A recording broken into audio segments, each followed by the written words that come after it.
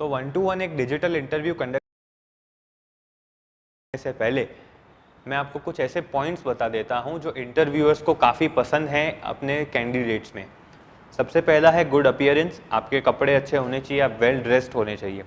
दूसरा, problem solving capacity, आपको अगर आपके फील्ड के कोई प्रॉब्लम दिया जाए तो वो आपके अंदर कैपेसिटी होना चाहिए कि वो आप सॉल्व कर सकें।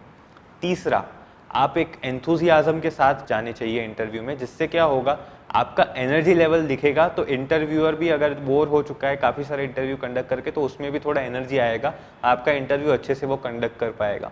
चौथा, टू वे कम्युनिकेशन इंटरव्यूअर्स को काफ़ी पसंद है, क्योंकि मेजॉरिटी कैंडिडेट्स को यही लगता है कि इंटरव्यू में सिर्फ जो इंटरव्यू ले रहा है उसी का काम है क्वेश्चंस पूछना।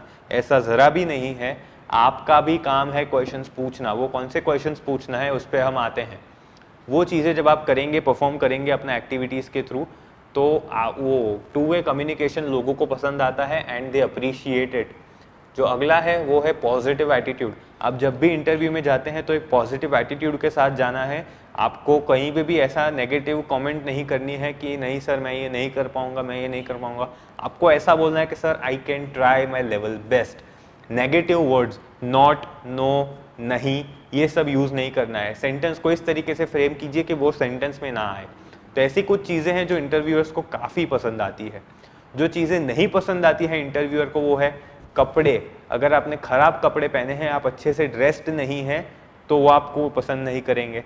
चौथा, अगर आपका कोई गलती दिखता है रेज्यूमे में या फिर आपका परफॉर्मेंस में और आपको पूछता है कि ये गलती क्यों है और आप बहाने देते हैं कि सर ये गलती इसकी वजह से है, मेरा कोई फॉल्ट नहीं है, इसकी वजह से ये सब हो गया, वो उनको पसंद नहीं है। Excuses and blaming never impresses.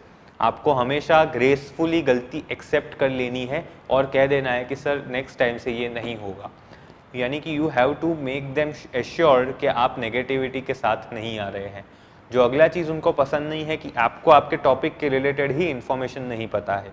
आपको ऑल राउंड बेसिक इंटेलेक्चुअल होना चाहिए, आपके वहाँ अंदर इंटेलेक्ट बेसिक होना चाहिए कि आप ऑल राउंड थोड़ा तो इन्फॉर्मेशन दे पाएँ कोई भी टॉपिक के रिलेटेड जो आपके फील्ड के रिलेटेड हो।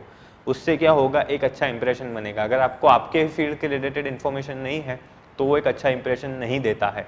बाद में अगर आप नेगेटिव एटीट्यूड के साथ जाते हैं कि नहीं मेरा उतना कैपेसिटी ही नहीं है कि मेरे को ये जॉब मिले, तो आपका वो नेगेटिव एटीट्यूड इंटरव्यू में दिखता है। उससे क्या होगा, वो एटीट्यूड सामने वो मिरर भी होता है और सामने इंटरव्यूअर को भी लगता है कि हाँ ये ऐसी मेंटालिटी के साथ आया है कि इसको जॉब नहीं मिलने वाला है, तो इसको उतना टाइम नहीं देते हैं। तो ये चीज़ एक खराब इंप्रेशन देती है। अब हम बात करते हैं कि आपको इंटरव्यू में कौन से क्वेश्चंस पूछने हैं। आपको जानना है कि ये जॉब करते टाइम आपको कैसी ट्रेनिंग दी जाएगी, कि ट्रेनिंग से ही आप ग्रो करेंगे। एक ही जगह पे सेम जॉब रोज़ करते रहेंगे तो आपका ग्रोथ नहीं है। अगर ग्रोथ नहीं है तो वो काम करने का कोई मतलब नहीं है। तो आपको वो जान लेना है कि जॉब के टाइम पे आपको कैसी ट्रेनिंग दी जाएगी। दूसरा चीज़ आपको पूछना है कि परफॉर्मेंस अप्रेजल्स कैसे करते हैं। यानी कि अगर आपने कोई एक्स्ट्रा ऑर्डिनरी परफॉर्मेंस कर दिया तो आपको कोई अप्रेजल मिलेगा, यानी कि कोई बोनस मिलेगा, कोई क्रेडिट मिलेगा, कोई इंसेंटिव मिलेगा कि नहीं, वो आपको जान लेना है। चौथा, इस पॉइंट पे आपके करियर में ग्रोथ के क्या अपॉर्चुनिटीज़ हैं अगर आप ये जॉब लेते हैं। यानी कि अगर आप एज अ सेल्समैन जॉब ले रहे हैं तो आपको आगे कौन से ग्रोथ के अपॉर्चुनिटीज़ दिए जाएंगे, आपको सैलरी में आपको क्या ग्रोथ मिलेगा। एक और चीज़ जो इंटरव्यूअर्स को नहीं पसंद है वो है सिर्फ आप सैलरी के बारे में बात करते रहें। अगर आप सिर्फ सैलरी के बारे में बात करते रहेंगे तो सामने वाले को लगेगा इसको काम नहीं करना है, इसको सिर्फ सैलरी में इंटरेस्ट है, इसको काम पे नहीं रख सकते। तो आपको सिर्फ सैलरी के बारे में बात नहीं करना है। सामने से जब आप पूछते हैं तभी आपको आप जब क्वेश्चन पूछ रहे हैं तब आपको बेसिक जान लेना है कि क्या मुझे उसके सैलरी में क्या ग्रोथ के स्कोप्स हैं और मैं कैसे इस कंपनी में as a human being, as an employee and as a respectable part of the organisation में कैसे ग्रो कर सकता हूँ।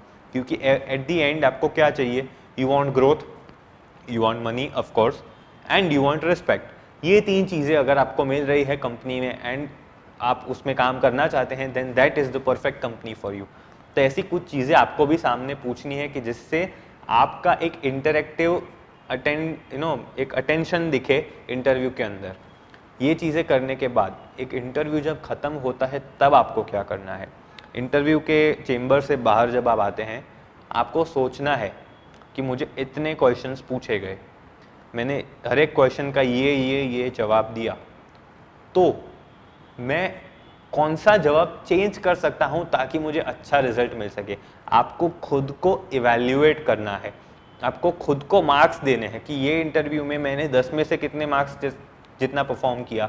अगर आपका मार्क्स आता है 10 में से 5, तो आपने एवरेज परफॉर्म किया है। You need to work on your interviewing skills. आपको हर एक चीज़ पे आपको फोकस करके आपको हर एक चीज़ पे फोकस करना है कि आपने एक्स क्वेश्चन का अगर जवाब दिया है वो गलत है, तो आप उसकी जगह पे क्या कहेंगे अगली बार। आपको खुद के आंसर्स को और क्वेश्चंस को रिलेट करके इवैल्यूएट करना है कि आपने जो कहा वो सही है या नहीं। इसका आपको अच्छा खासा क्लैरिटी हम जब एक इंटरव्यू कंडक्ट करेंगे अगले वीडियो में, तब आपको आ जाएगा। तो इससे क्या होगा, आप जब खुद को इवैल्यूएट कर पाएंगे तो आप धीरे धीरे ग्रो करेंगे। आप हर एक इंटरव्यू में एक अच्छे पर्सनालिटी के साथ प्रेजेंट हो पाएंगे and the chances of you getting the job will increase dramatically. तो ये आपको खास ध्यान में रखना है जब आप इंटरव्यू में जाते हैं। तो अब हम एक फिजिकल तो नहीं पर डिजिटल इंटरव्यू के तरफ जा रहे हैं, where I will ask you some questions and आप उसके जवाब मुझे देंगे। वो कैसे हम करेंगे, we'll talk about it in the next video. Thank you so much for watching this video.